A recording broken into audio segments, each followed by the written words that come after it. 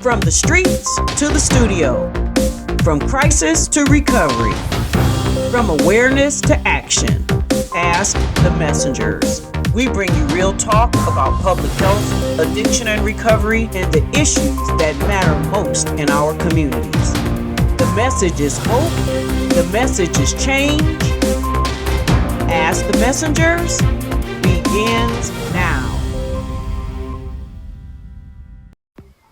Today on Ask the Messengers, we present this month's DWIHN Partnership Series featuring interviews with Stacey Sharp, Associate Vice President of Clinical Operations at DWIHN, and Davon Jones, a member of DWIHN's Substance Use Disorder team, plus Walter Reginald Mills, UAW-Ford Executive Program Director, ESSP, EAP, and Wellbeing Program.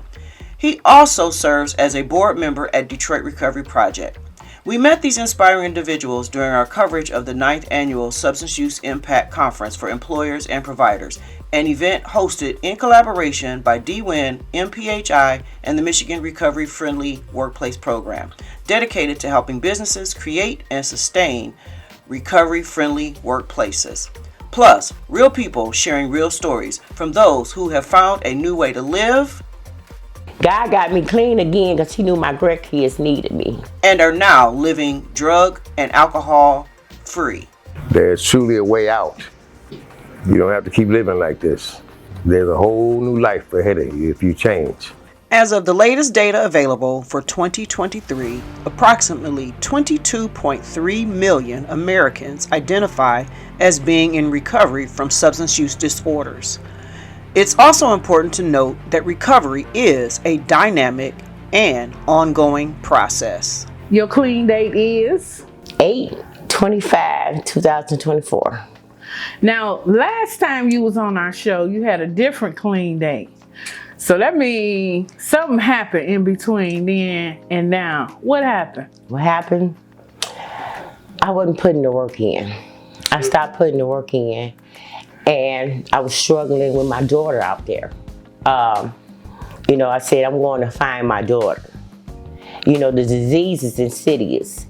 It'll tell you one thing, because it want to psych you out that I'm going to look for my daughter. And I know for being in this program since 1982, I can't go to the dope house looking for my daughter. I wanted to get high, and I used that as an excuse.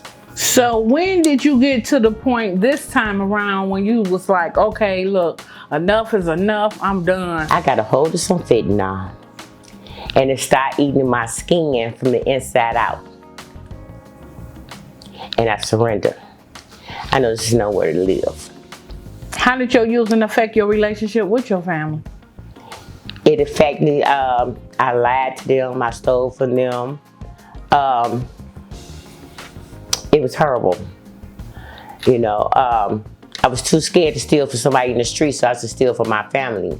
They haven't forgiven me yet, for the wrong that I caused them, from the lies I told them, stealing from them. But God gave me a new family when he gave me NA. Is there anyone out there that you would like to make a direct amends to?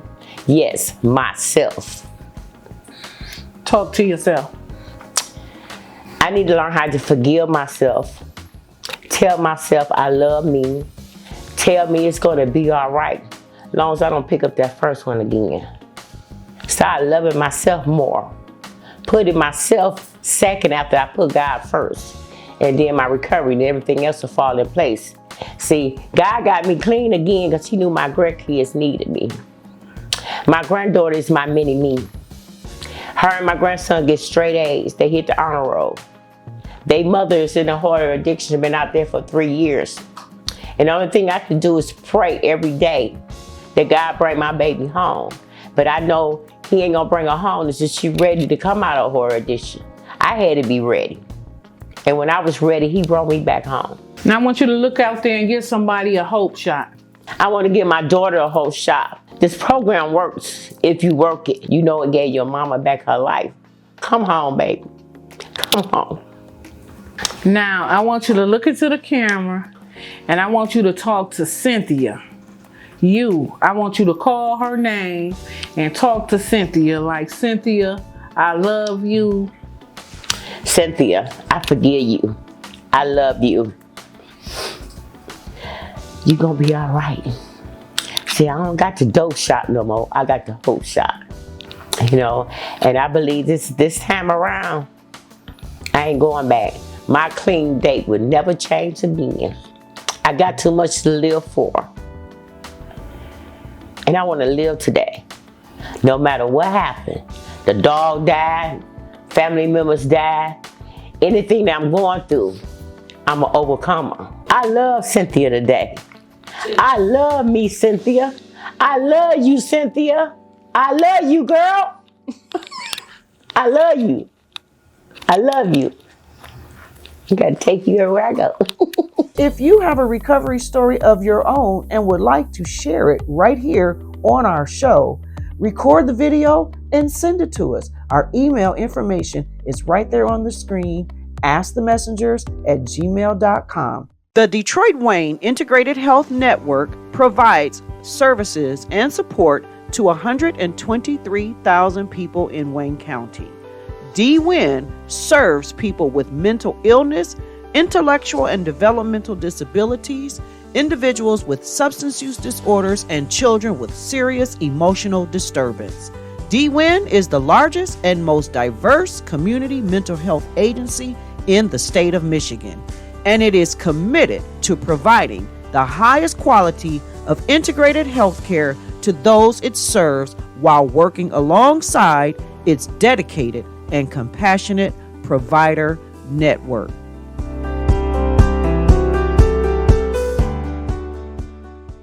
This is Tina Nelson, and we are continuing to bring you our DWIHN Partnership Series. And as I was strolling down the hallway, I ran into Miss Stacey, and she is going to share with us who you are and what you do for DWIHN so that our viewing audience will be aware of your division.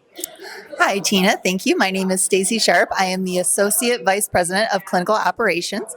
I oversee our Substance Use Disorder Department, our Adult Initiatives, Children Initiatives, and our PIHP Crisis Services. What are some of the inner workings that what you do that really directly affects our community as a whole? So we have with our adult initiatives and our children's initiatives providers, we work directly with them providing services to our communities.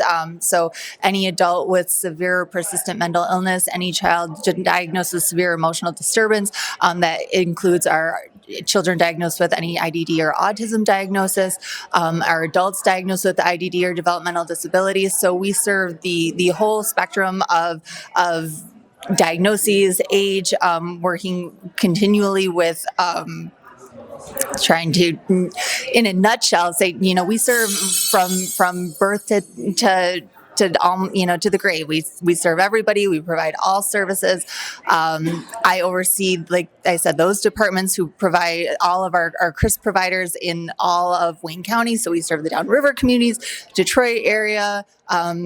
We try to provide all of our services community-based, so that way we're coming to you. We also have telehealth options, so that way if you want to stay home, but you still want access to care. So again, just trying to, wherever you are, meet you where you are at and have your needs met. Tell our viewers your name. My name is Davon Jones. I'm part of the substance use team. Here at DWIHN, we have a Narcan initiative where we provide training to anyone in Wayne County as long as they are 14 years or older. And this training is absolutely free. It's free of charge. We come out in person, and we also do the trainings virtually as well. And the importance of Narcan, this is an opioid overdose reversal drug. And as you all know, we're having an opioid epidemic right now with a lot of overdoses, not only in Michigan, but across the nation. So this initiative is very important in regards to saving lives. I know for me, there are some folks out there, you're not really familiar with it. It's not something huge, it's something really small, right? Yes, it is a nasal spray, very small. It comes in a 4 milligram dose, very simple medication to use. Just a simple spray up the nose can save a life. It's a nasal spray, anybody can use it. And the catch is, people kind of singular opioid use to kind of like like an area, but it's not, or an age group. No. It's not, is it? No, it can happen to anyone. I like to use the example of athletes. Whether it's high school, collegiate, or professional, they deal with sports injuries all the time. And it can take weeks or even months to manage those injuries. And it only takes about 14 days to develop a dependency for opioid-based pain medications, and that can often lead to overdose as well. Also, our senior citizens take multiple prescription pills a day, and this could easily be mismanaged in regards to their prescriptions and cause an overdose. So I like to use those two as an example to shed light on the fact that when it comes to opioid overdoses, it can happen to anyone. And I wanted people to understand how easy it is and how accessible it is. Actually, I had my gallbladder out and they actually prescribed opioids. Yeah. So anybody can actually overdose. You take the wrong amount, the wrong time. It doesn't take somebody that's actually abusing the drug to actually overdose. And I wanted people to know how important Narcan is, right? Yes, that is very important. I feel like this information should be placed in as many hands as possible. It is not just exclusive to individuals who have a history of drug usage. As you yourself mentioned and myself mentioned, it can happen to anyone. So this information needs to be put in as many hands as possible. Thank you so much. You guys, DWIHN, they're here, they're available, reach out. All right, this is Tina Nelson, and I am here with a gentleman who is someone who is in recovery, doing things for the community. So I don't mess his name up and get it all wrong. Tell our viewers who you are and who you represent. I'm Reginald Mills. I represent the UAW-Ford National ESSP program. All right. Now, we just heard you speak, and I heard you say something about the fitness point. So I know that you are a man in recovery. Can you share a little bit about your recovery story and how it brought you to what you're doing today? It's interesting. You know, I never thought I would be standing in this position. When I got into recovery, I was employed with Ford for about 3 years at the time. I was going through a process of trying to manage my drug use and also come to work and being a responsible employee. And sooner or later, the worlds collided. And as they collided, I found myself in treatment back in 1996. November 1996, I was introduced to Share House Treatment Program after trying several others. Thank God we do have an ESSP, EAP program at Ford Motor Company. The UAW-Ford negotiated back then that helped save my life and put me through the transition here. So with that being said, eventually I got clean back in 1996, 1999. Got involved in politics in the plant. 2002, ran for election and got elected, and was off and running. And got into the political arena of the UAW and Ford relationship. I started learning how to represent people, provide skills to people about making sure they protect their jobs, their livelihoods at work, and make sure they worked in a fair work environment. And eventually, I found myself on staff at the international level, which initially was kind of funny. I started off in quality. So I started off in the quality operating system, and I really enjoyed it. I really enjoyed learning about the business of the company because in quality, you knew everything. You know, I sat in a meeting with the quality organization. It was a 2.5-hour meeting every Friday morning, and they went through the global perspective of Ford. They went through every plant they had, every region they had, all the information, how they operated from the product being built to the voice of the customer. So I did that for several years, and then in 2013, I was given the opportunity to come to our EAP program. When I was given that opportunity to come over to our EAP ESSP program, I brought what I learned in quality to the program, because what we always know is kind of hard to substantiate and understand. How do you quantify when you draw the line in the sand, the directives you're trying to do when you help people? Right. And that was a difficult task for us. Okay. So trying to do that, I have to learn how can I bring a system in that can kind of like help us quantify that information, not only quantify, but draw a line in the sand and see some results. And that's what we've been working on. So the okay, listen, break that down for me, please. So when Ford was really unique back in the day, back in the 80s when we first negotiated joint programs. Ford was really unique with the ESS. It was always started off as EAP. But what Ford did was we start incorporating healthcare daycare centers. So we was given the opportunity to give our employees daily daycare. So that became a service more than just us doing EAP work. We also provide daycare centers and training centers of that nature. So we incorporated ESSP, so Employee Support Services Program. One of the titles we just never changed over the years, been significant, to keep in tradition. And but we are EAP. So these programs, these EAP, ESS, are they for everyone day one, or do you have to be 90 days? Do you have to be Day one. in a union? How does that work? Day one. As soon as you walk in the door, we provide, these services to you. It used to be a time where you had to have like the 90 days to Right. get certain levels of medical benefits, but now it's day one. Okay, see, that's important because like somebody who gets hired into a plant may not even know that these services are available. So just let them know, hey, it's for you too. That's right. And we do. Okay. We make sure they know, they understand we're here to provide services for you in one shape, form, or another when it comes to making sure we take care of your mental and well-being. Okay. Yeah. Now, how do you handle, I know, back in the day, you had the plant workers, the painting places, remember all that? So what are you guys doing in today's climate, because drugs are just all over the place. So what are some of the things that you guys are doing through these programs to kind of really help people? And that's one of the things we really focus on, because small population of our members or our workforce really deals with the abuse of drugs, right? Then you got a whole other array of problems. You got financial issues, you got spiritual issues, you just got family issues, marital issues. So we went from, back in 2015, we went from just ESSP to ESSP and wellness. 2019, we came back and changed it to well-being, where we wanted to focus on the whole you of all our employees, right?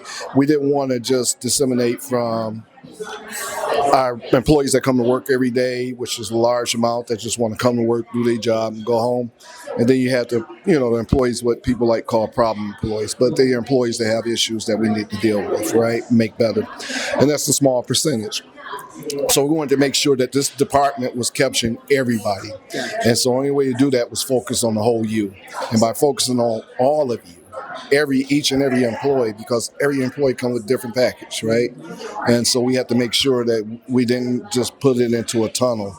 We opened it up to all employees. Well, that's good. And I'm glad to see that companies are doing that now because, it is about, if you can deal with the whole, that really makes a big difference. Because if you focus on one piece, you're going to forget this other part. And that's the part that's suffering the most. Exactly. Exactly. So we give an opportunity to our employees to know that it's just not about, ESSP is not about the drugs. When I was part of the program, when I first came in, your ESSP rep come down and talk to you, they knew you had a drug problem. Okay. They knew you was a problem child, Yeah. So I lived in that environment. I was a product of that environment. I have to make sure that, what I came through and what I was able to endure, it's totally different today, right? It's totally different with the mindset. It's totally different with coping skills today. So we got to learn how to love people right where they at, right? And so that's what we try to do, and that's what we focus on the whole you of all our members. Think about it. Somebody loved you right where you were, and that's why you standing here right now today, because somebody did that for you, right? Exactly. So you reaching back. You doing what you're supposed to do. Exactly. That's how it works. Exactly. Like I said, I was in the quality organization, and then before I was offered this position, I wanted to go back to quality. And the guy was like, no, we're going to keep you right where you at. And this where you belong. Yeah. So if you could just take a moment and look into that camera and, as we say, give someone a hope shot, some words of encouragement to someone that's out there who just don't know what they're doing or just struggling, what would you say to that person right now? First and foremost, I'd just like to say I'm very happy to be working up on a tremendous amount of great leadership, right? We work up on the UAW President, Sean Fain, and I work for Vice President Chuck Brownlee, UAW-Ford Vice President Chuck Brownlee. And I'm grateful that we is able to work up on them two and making sure that they provide the resources and the leverages we need to do to make sure we provide these benefits for our employees. But you want me to look in the camera and tell the employee? Speak to anyone who's out there struggling. Give that person a hope shot. From your recovery experience, talk to somebody that might not even think they can do what you're doing.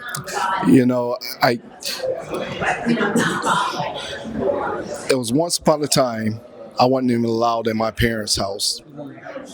Close to 30 years ago, I wasn't even allowed to step foot on my parents' doorstep.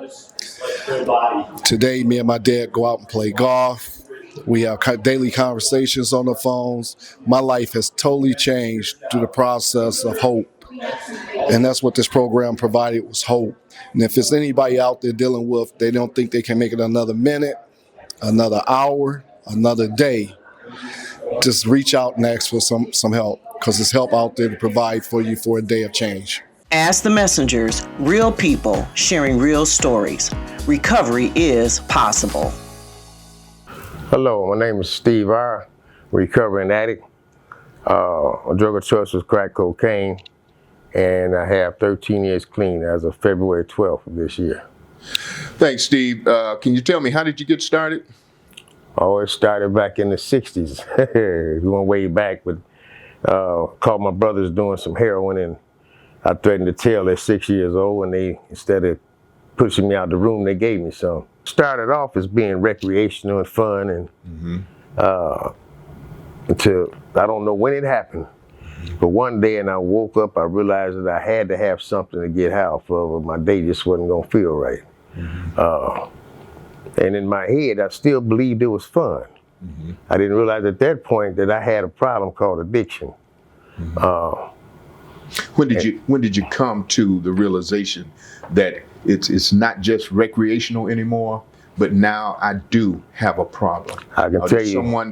Did it take someone else to bring that to your attention? It took my mother's death in 1988. That's when I first got clean, my first attempt. When she passed, I went to treatment, and I got clean, and I accumulated quite a few years clean. And going around old playmates, visiting old playgrounds, I thought I could get back in the street life and sell drugs again. When did you finally say enough is enough, and that you were done, and you were ready to stop using? When my spirit was totally bankrupt. My spirit, yes. Okay, and then how did you using affect your family life and have an impact on your family? Yeah, it had an impact, a very strong one. I'd like to elaborate on that a little bit. Yeah, basically, nobody trusted me, nobody wanted to be bothered with me. You know, a couple of family members stood there by me, but I had a niece that always was in my corner, but for the most part, cousins and aunties and uncles, you know, they swayed away from me because of my usage of drugs. Okay, right, yeah.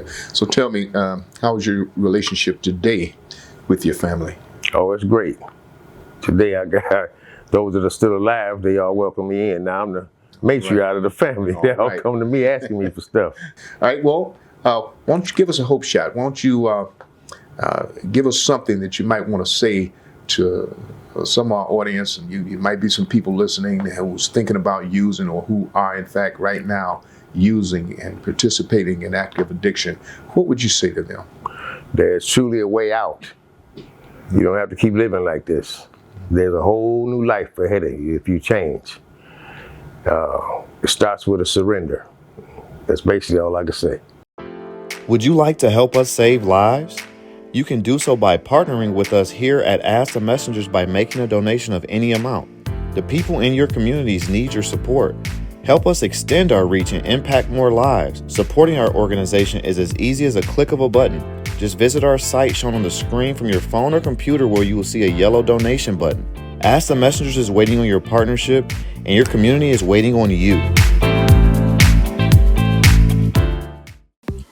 If you prefer mailing your donations, send your check or money order payable to Ask the Messengers TV show and send it to 18400 Schaefer Highway, Detroit, Michigan 48235.